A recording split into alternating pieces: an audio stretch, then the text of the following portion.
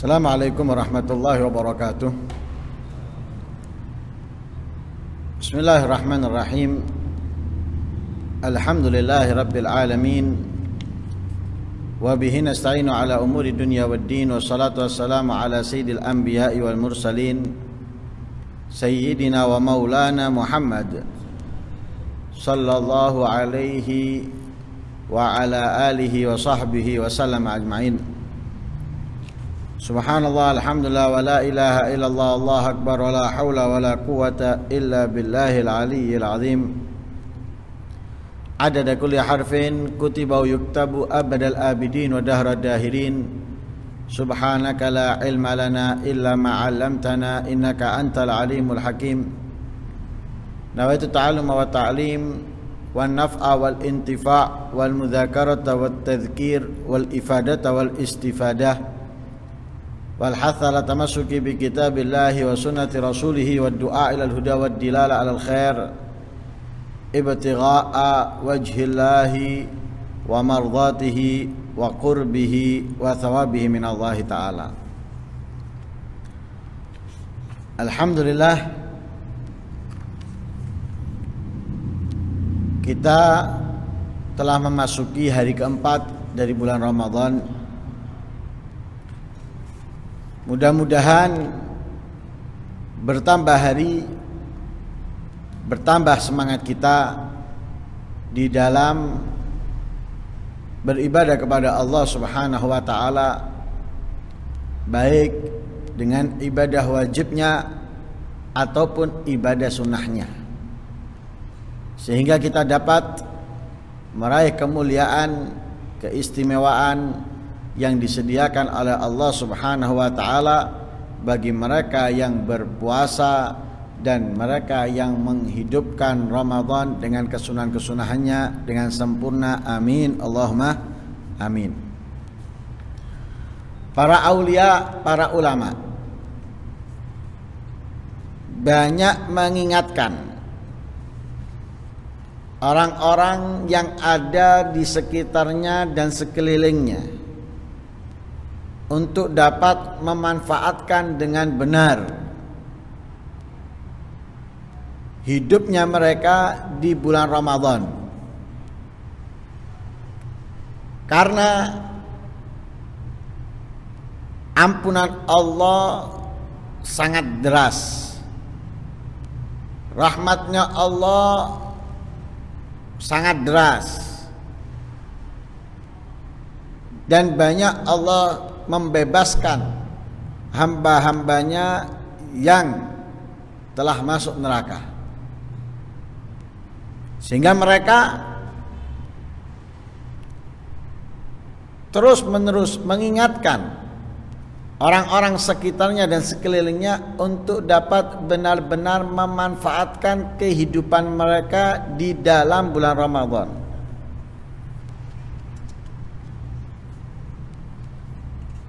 Dengan memaksimalkan bulan Ramadan beribadah kepada Allah Subhanahu wa taala dengan yang wajib ataupun yang sunnah, akan merubah keadaannya menjadi lebih baik dan lebih sempurna ketika ia keluar dari bulan Ramadan.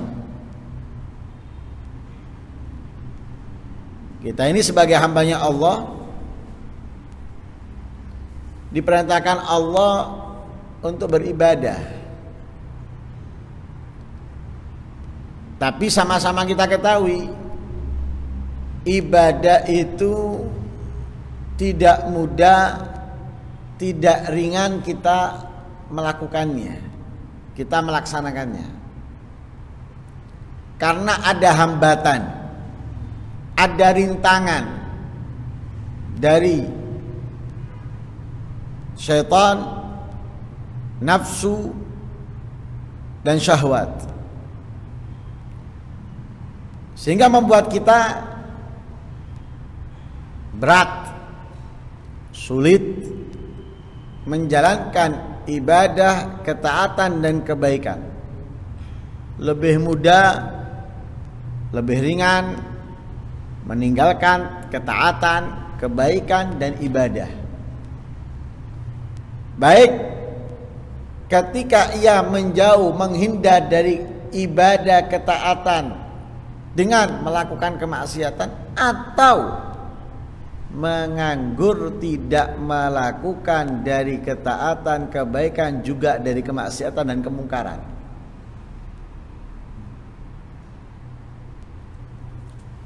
Kita akan menemukan orang diajak ke majelis nggak mau, diajak darus nggak mau, padahal nggak ada yang mereka lakukan saat itu. Mungkin dia nggak keluar rumah, mungkin dia tidak sedang melakukan kemaksiatan, tapi enggan yang mau bergerak, enggan yang mau berdiri, enggan yang mau keluar melakukan kebaikan ketaatan. Ada di antara mereka yang memang menolak melakukan kebaikan ketaatan, tapi kalau kemaksiatan, kemungkaran, semangat, giat, bahkan istiqomah. Naudzubillah min dzalik. Walhasil intinya ada orang yang meninggalkan karena malas, sekalipun dia tidak melakukan kemungkaran, kemaksiatan di saat itu. Ada yang meninggalkan kebaikan ketaatan karena kemaksiatan dan kemungkaran yang bersama-sama dilakukan atau sama-sama dikerjakan di jam yang sama.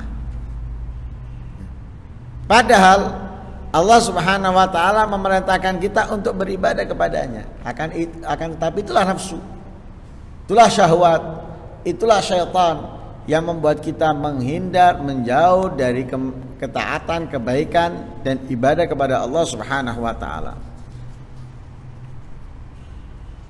Kalau di musim-musim biasa kita meninggalkan kebaikan ketaatan, itu sudah mendapatkan kerugian yang sangat besar, apalagi musim-musim kebaikan kita tinggalkan, kita akan mendapatkan kerugian yang jauh lebih besar. Contoh gini, kalau kita bukan di bulan Ramadan, meninggalkan satu majelis ilmu aja sudah kehilangan banyak kemuliaan, keistimewaan.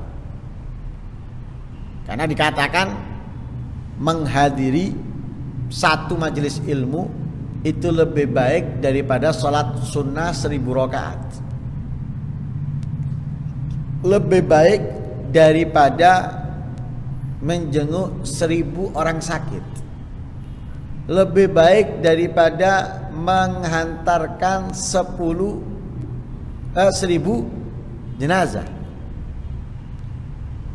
Ini pahalanya besar. Sholat sunnah aja, sholat itu pahalanya banyak. Setiap kali kita rukuk atau sujud, dosa berjatuhan. Kan Nabi menggambarkan seperti itu. Ketika sujud, ketika rukuk atau sujud, seperti orang yang sholat itu mikul dosa. Nah, kalau barang itu dibawa, otomatis ketika merunduk atau bahkan agak nurun gini, mau nggak mau akan jatuh semua. Seperti sesuatu yang ada di kantong atas. Ketika kita sholat akan jatuh. Kullama raka'a aw sajada kharajat dzunubuh. Setiap dia rukuk atau setiap kali dia sujud, dosanya akan keluar alias terbuang, terhapus. Ada lagi riwayat yang disebutkan oleh Rasul sallallahu alaihi wasallam tentang sholat 5 waktu. Digambarkan oleh Rasulullah seperti orang yang di depan pintu rumahnya ada sungai. yang mana ia setiap hari mandi 5 kali dari sungai tersebut. Lalu Rasulullah bertanya, ayabqa min daranihi syai', apakah ada kotoran yang tersisa dari orang tersebut? Para sahabat menjawab, la ya enggak. Begitu juga dosa bagi orang yang melakukan salat 5 waktu. Walhasil, kalau 2 rakaat aja pahalanya besar, apalagi 1000 rakaat. Jauh lebih besar. Akan tetapi itu masih di bawah kemuliaan keistimewaan orang yang menghadiri majelis ilmu. Lah kalau dia meninggalkan majelis ilmu di luar bulan Ramadan sudah mendapatkan kerugian yang sangat besar, apalagi kalau dia meninggalkan majelis ilmu di bulan Ramadan, double. Sangat kerugian yang akan ia dapatkan, karena keistimewaannya berganda, bertambah. Pahala sunnah, perbuatan sunnah mendapatkan pahala wajib, perbuatan wajib mendapatkan pahala 70 kali wajib di luar bulan Ramadan. Loh, sangat rugi dan sangat menyesal. Karena itu diingatkan di sini, fadha syahru musim lil muqbilin yanalun bil jid a'la magam. Bulan ini, yaitu bulan Ramadan, adalah musimnya orang-orang yang semangat dalam beribadah kepada Allah Subhanahu wa taala, meraih dengan kesungguhannya di dalam menjalankan kebaikan, ketaatan, a'la magam. Meraih apa? A'la magam, kedudukan yang sangat tinggi. Kita lihat para aulia, para ulama yang terdahulu, semangat datang bulan Ramadan, Al-Quran dibaca. Ada yang menghatamkan sehari 2 kali, ada yang menghatamkan sehari 4 kali. Belum sholatnya dengan Al-Quran, belum lagi meninggalkan bantal kasur guling. Lebih banyak, lebih fokus beribadah kepada Allah Subhanahu wa taala demi meraih kedudukan yang sangat tinggi di sisi Allah Subhanahu wa taala, karena ini adalah musimnya. Ini waktunya. Makanya fala tuhmiluhu bima la yufid wala taqtuluhu bi jam'il hutam.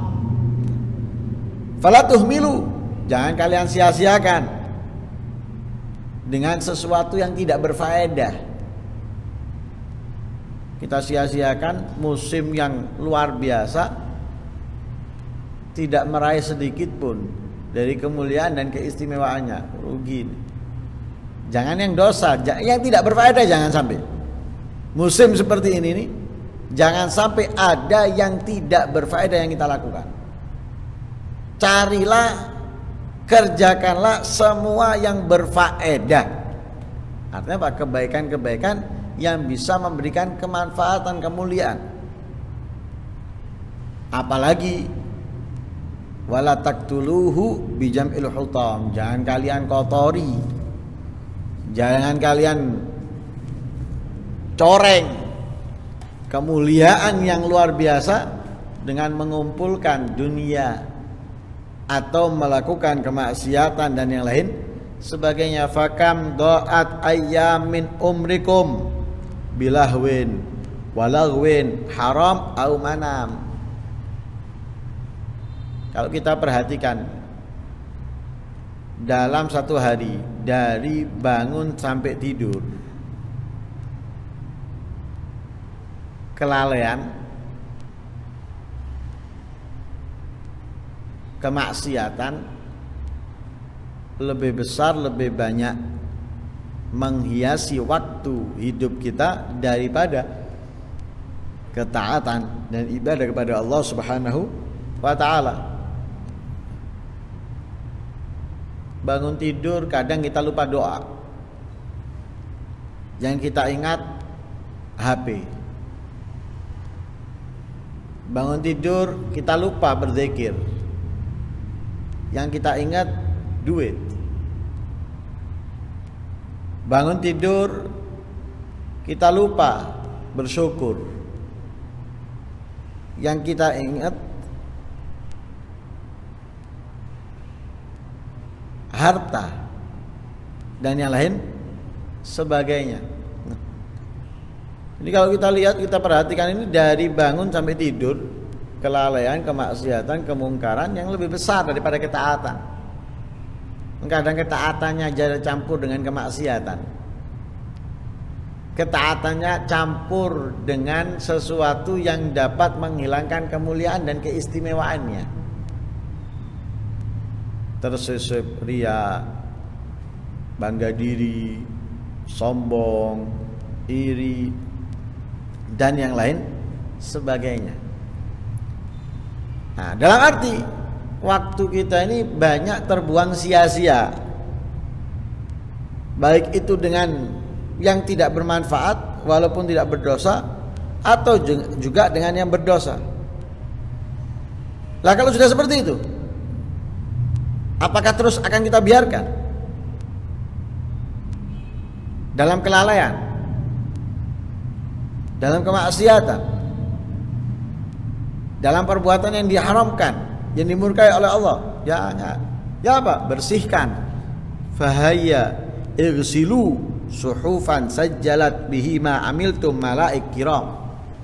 Hapus, bersihkan buku catatan kita yang buruk, yang maksiat, yang telah dicatat oleh malaikat dari apa yang kita lakukan. Karena kita tahu, jangankan perbuatan, satu ucapan, satu kata keluar sudah dicatat. Dan harus kita ketahui, yang dicatat ini nggak akan mungkin bisa hilang karena virus atau yang lain sebagainya. Beda dengan memori yang ada di HP atau di laptop atau di komputer. Kena virus, hilang. Kalaupun bisa dikembalikan, akan hilang lagi nantinya. Artinya